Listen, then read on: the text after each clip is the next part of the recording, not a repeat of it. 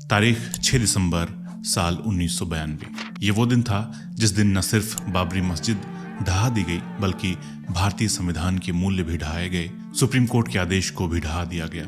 Supreme court ने सिर्फ शांतिपूर्ण कार सेवा की इजाजत दी थी, जिसमें लोग एक साथ इकट्ठा होकर भजन गा सकते थे और प्रतीकात्मक पूजा कर सकते थे। कोर्ट ने विवादित जगह पर किसी भी तरह के निर्माण पर पाबंदी लगाई थी, एक ऑब्जर्वर भी तैनात किया था और सबसे अहम बात कि यूपी के सीएम कल्याण सिंह ने सुप्रीम कोर्ट को भरोसा दिलाया था कि कोर्ट के आदेशों का पालन होगा।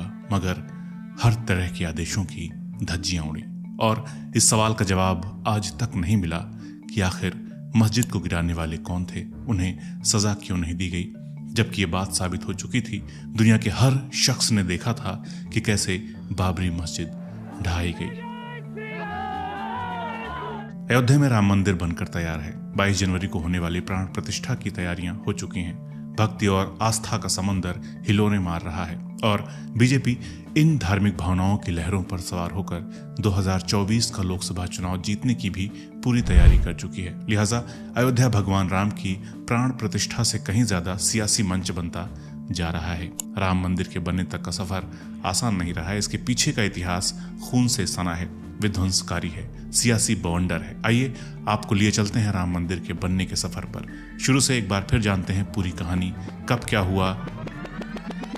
पहले एपिसोड में जानते हैं बाबरी मस्जिद, जिसे अब विवादित ढांचा कहा जाता है, वो कैसे ढहाई गई और क्या हुई राजनीति। कैसे मूर्छित पड़ी बीजेपी ने भगवान श्री राम के नाम का इस्तेमाल कर पार्टी में जान डाल दी। ये लोग कहते हैं कि आप हिंदू वोट बैंक बना रहे हैं। मैंने कहा मैं हिंदू वोट बैंक नहीं बना रहा हूँ, मैं पेट्रियोटिक वोट बैंक बना रहा हूँ। ढांचा नहीं बचा, मुझे कोई गम नहीं इस बात का, और ढांचे के टूटने का न मुझे कोई खेद है, न कोई पश्चाताप है, न कोई प्रायश्चित है। तो इसका मतलब no regret, no repentance, no sorrow, no grief. Because a section of car sevaks, they went out of control and they did something which was not to be done. हमारा कोर्ट से कोई मतलब नहीं है, आप कोर्ट की बात क्यों बीच में ला रहे हैं आप? I have reason to believe that it was the result of planning, pre-planning. 30 नवंबर 1992 से ही अयोध्या का माहौल गरमाने लगा था। कार सेवक अयोध्या में आ चुके थे और कुछ आ रहे थे। मज़ारों को तोड़ दिया गया था। बाहर से आए कार सेवकों को बाबरी के आसपास ही ठहराया गया था, जो बेहद एग्रेसिव थे, उत्पात मचा रहे थे। 5 दिसंबर आया। इस दिन बाबरी मस्जिद को गिराने की रिहर्सल की गई। इस बात का उल्लेख मस्जिद ढहाए जाने की जांच करने के लिए बने लिब्राहन आयोग ने भी अपनी रिपोर्ट में किया है।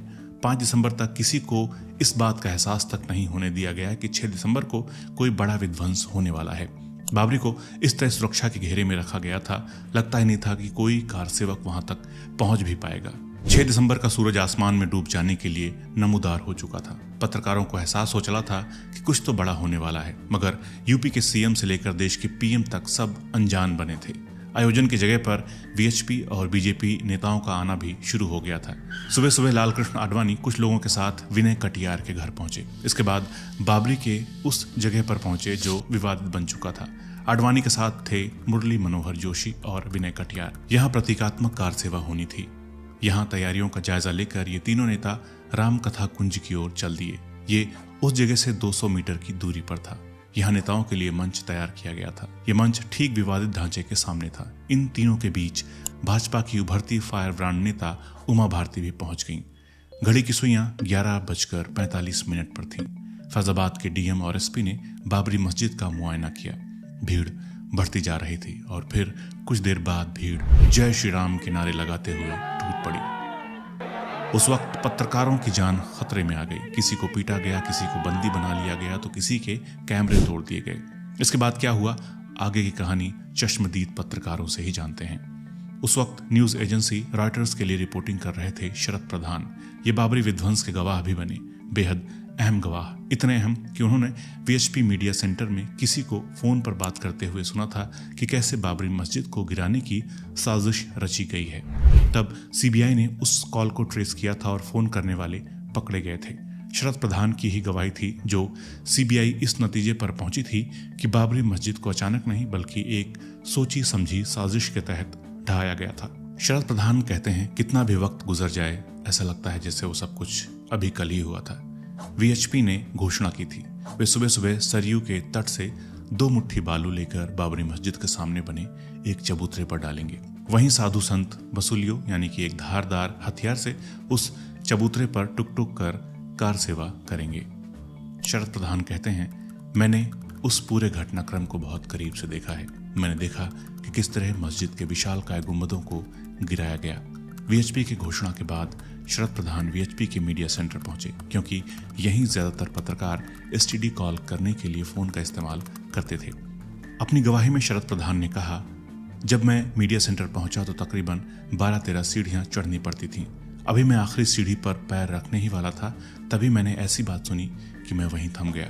फोन पर बात करते हुए मैंने किसी को सुना कि कोई बाबरी मस्जिद गिराने के बारे में बात कर रहा है। उसने कहा था, हाँ 200 बसूलियां, बेलचा, तसला और मोटे वाले खूब लंबे रस्से कल सुबह तक यहाँ पहुंच जाने चाहिए। ये सुनकर शरद दंग रह गए। अंदर से आ रही आवाज शांत होती देख शरद 2-3 सीढ़ियां नीचे उतरे और फिर अंदर गए, ताकि अंदर जो बोल रहा था उसे पता न चले कि उन्होंने उसकी बातें सुन ली हैं।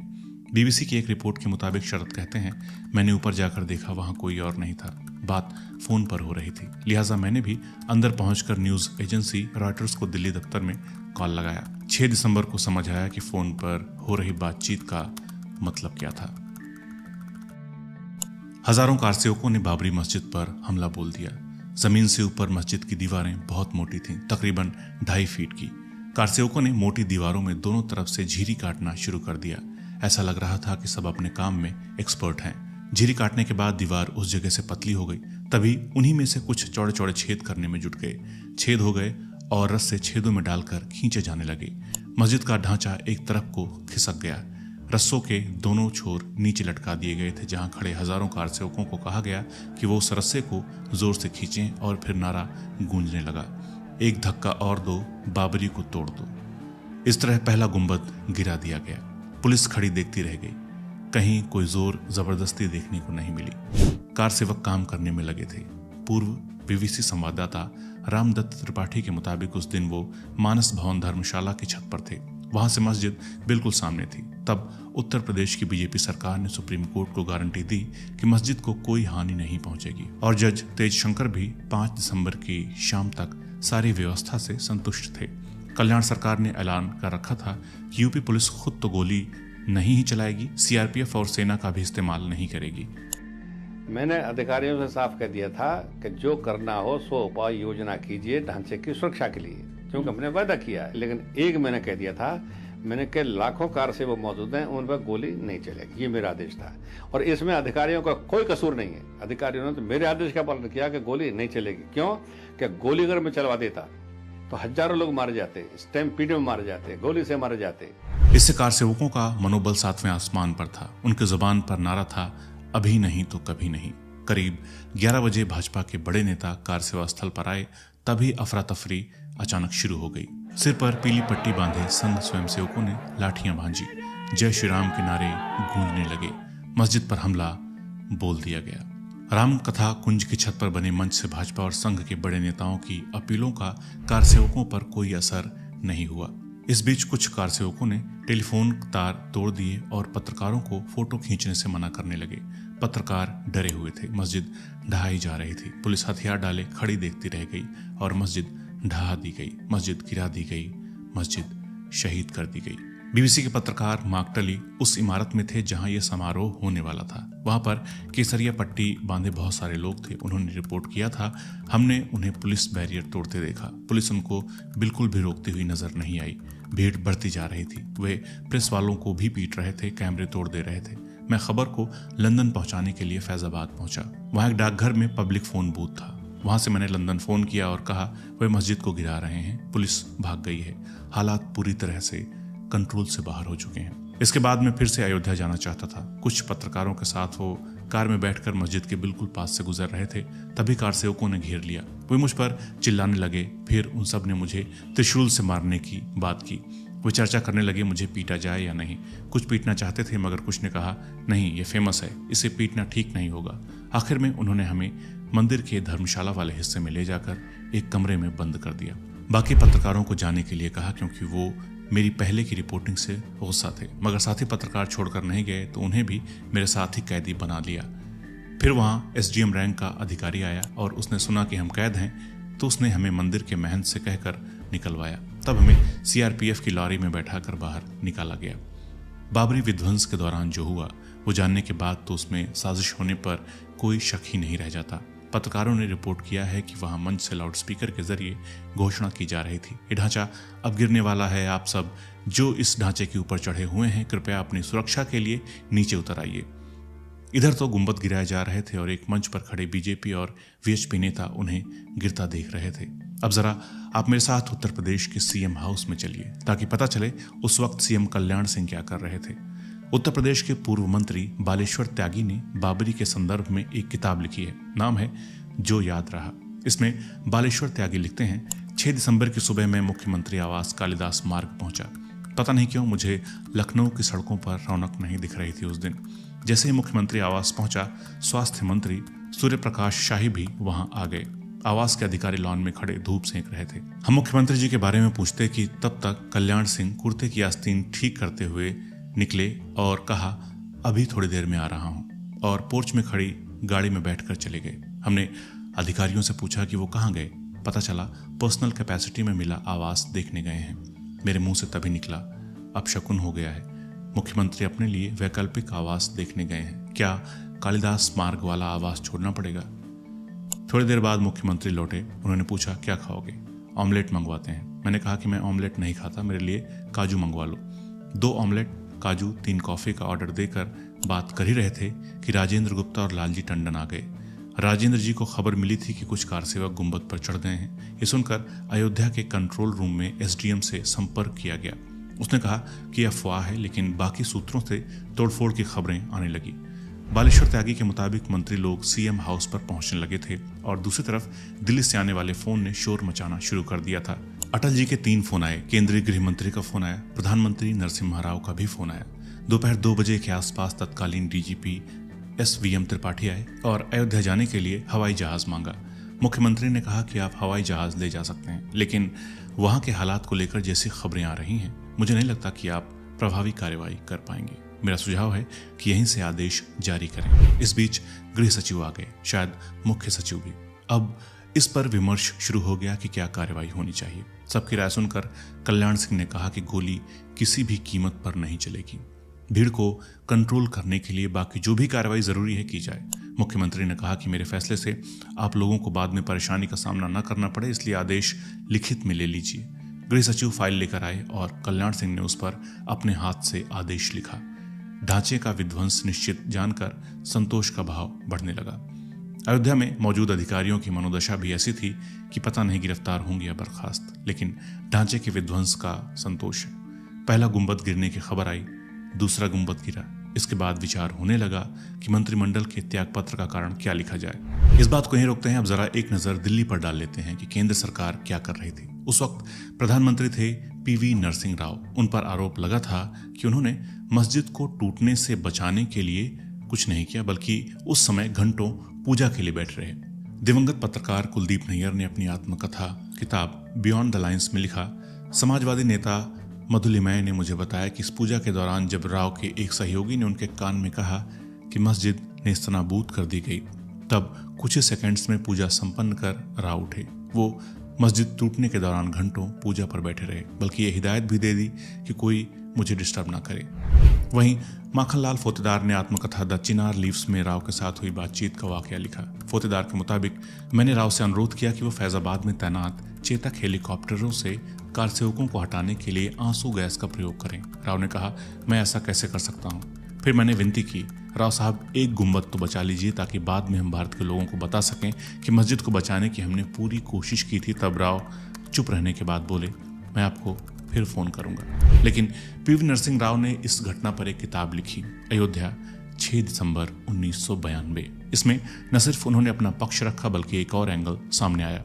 राव ने लिखा कि उत्तर प्रदेश के राज्यपाल की जिम्मेदारी थी कि वो केंद्र को स्थिति ठीक बताते, तभी केंद्र से राष्ट्रपति शासन लगाए जाने जैसा अहम कदम उठाया जा सकता था। राव ने किताब में लिखा, 6 दिसंबर 1992 से करीब 1 हफ्ते पहले राज्यपाल की रिपोर्ट ने केंद्र को बताया कि बड़ी संख्या में कारसेवक अयोध्या पहुंच रहे हैं, लेकिन हालात शांतिपूर्ण हैं, कानून व्यवस्था को कोई खतरा नहीं है। इस रिपोर्ट के आधार पर राज्य के मुख्यमंत्री कल्याण सिंह को बर्खास्त करना या राज्य में राष्ट्रपति शासन लगाने जैसे कदम उठाना मेरे लिए उचित नहीं था। लेकिन खबरें ये थीं कि केंद्र सरकार पहले ही यूपी सरकार को बर्खास्त करने की प्लानिंग कर रही थी। इसकी भनक सीएम कल्याण सिंह को लग गई और उन्होंने धमकी दे डाली कि अगर केंद्र सरकार ढांचे को अपने कब्जे में लेने की कोशिश करती है या राष्ट्रपति शासन लगाती है तो हम उसकी सुरक्षा की गारंटी नहीं ले सकते हैं।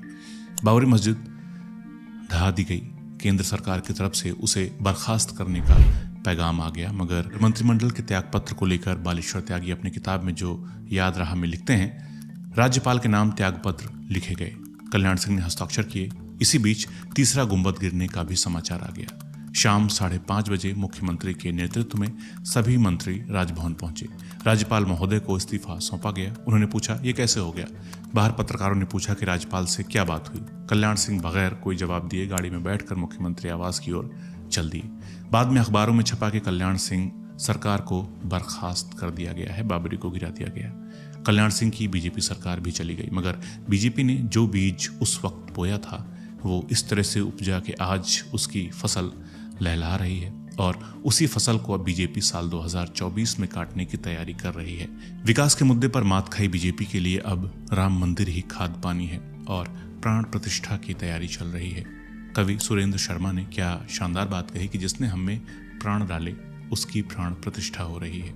जिसने हमारे में प्राण डाले उसके प्राणों की प्रतिष्ठा हम कर रहे हैं। तो इस एपिसोड में हमने समझा कि किस तरह सरकार, शासन और प्रशासन की कमी की वजह से बाबरी मस्जिद गिराई गई। एक पार्टी को फायदा पहुंचाने के लिए इस देश के सेकुलर ढांचे को भी उसी दिन शहीद किया गया था। अगले एपिसोड में हम जानेंगे कि क्यों गिराई गई थी बाबरी मस्जिद और कैसे बाबरी मस्जिद के गिरने के बाद भारत की राजनीति पूरी तरह से बदल गई। तो चैनल को सब्सक्राइब जरूर कर लीजिए। इसी तरह की बहुत सारी जानकारी आपको यहाँ से मिलती रहेगी। अगर सपोर्ट करना चाहते हैं तो चैनल को ज्वाइन भी कर सकते हैं। तो मिलते हैं अगले एपिसोड में एक नए टॉपिक के साथ। नमस्कार।